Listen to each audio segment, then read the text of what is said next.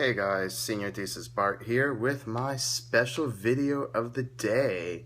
Or not of the day, but a special video. So, as you saw in the last post, Sam and I got to see the limited release live action Attack on Titan, and so I'll be doing a review of that. The short story, it's awful. The longer story, it's so bad, it's good. The complete story from an adaptation, like a anime or manga adaptation to movie, it's awful. Take that out and think of it as just a movie, it's still awful.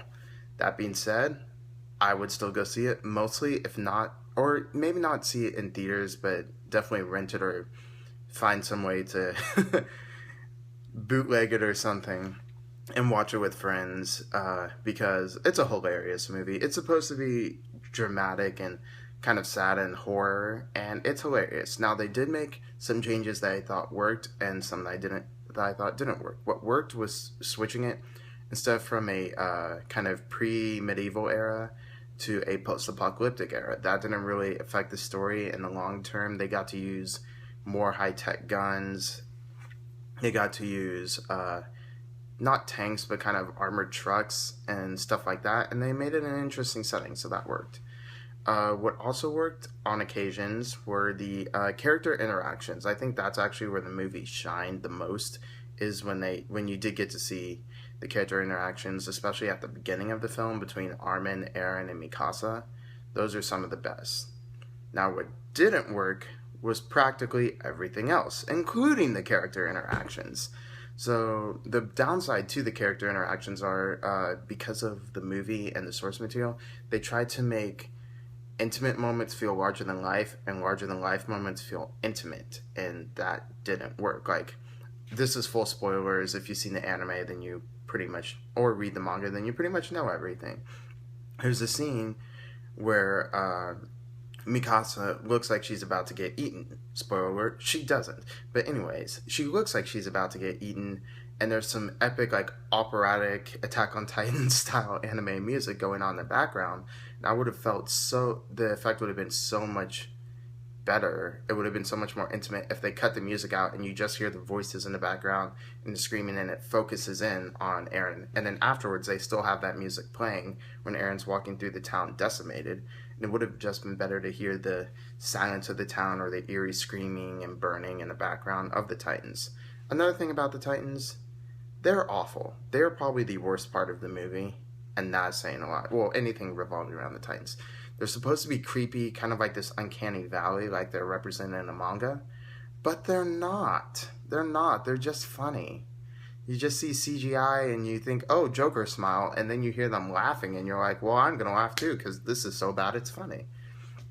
And when they do the 3D, omnidirectional 3D gear, that also sucked. Like, some of it was cool, but for the most part, the CGI just looked bonkers and bad. And then when they cut the nape of the neck, it was like goo flying everywhere. And it's like, this is too much for just a little tiny slice. It's like, you're getting the sharp spoon or some sharp device and the shovel and just scraping it out. But it wasn't good.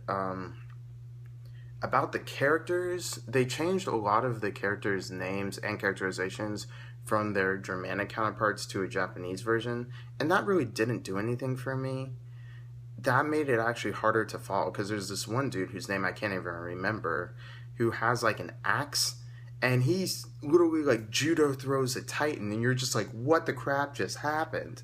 And then he goes around with an axe when he should be using his 3D gear and chopping the legs of the Titan so it can fall down and someone else can bring it down.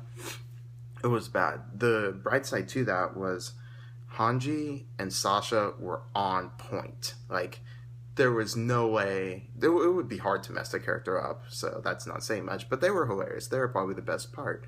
And so John, or Gene, when I'll get into a little bit later, he and Eren are having a little spat, and Eren's like, do Titans have nipples?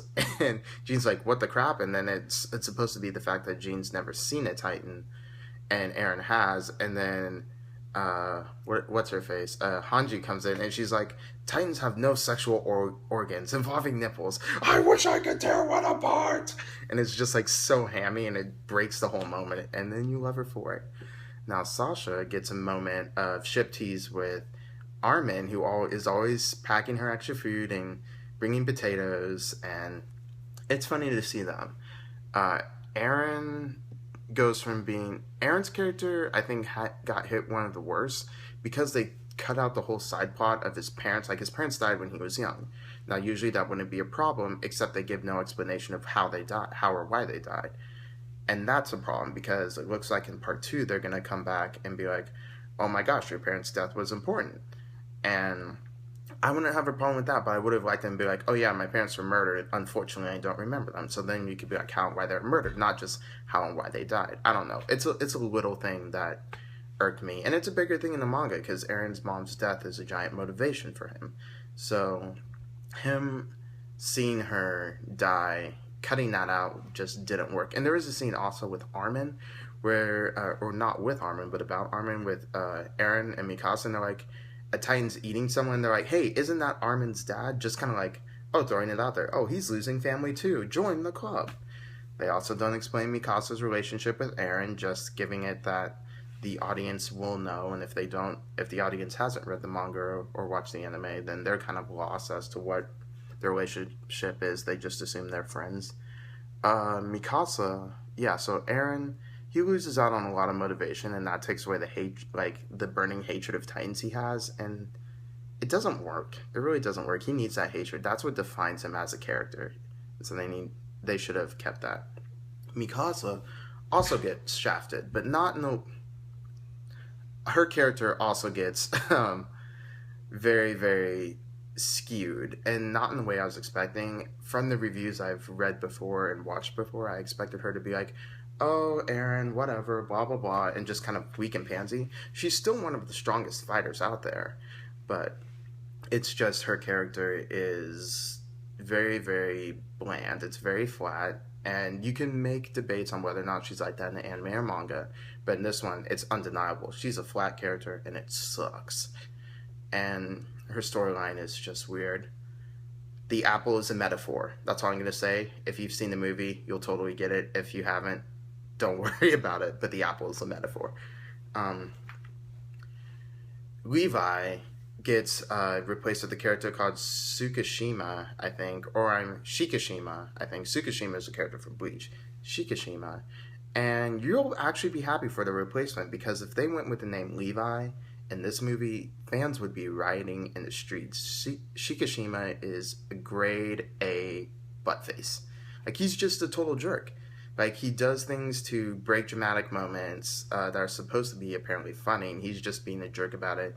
Inspires Aaron on when he's having his moment, and then when Aaron falls, he's like, well, sorry, luck plays a part too. Deuces.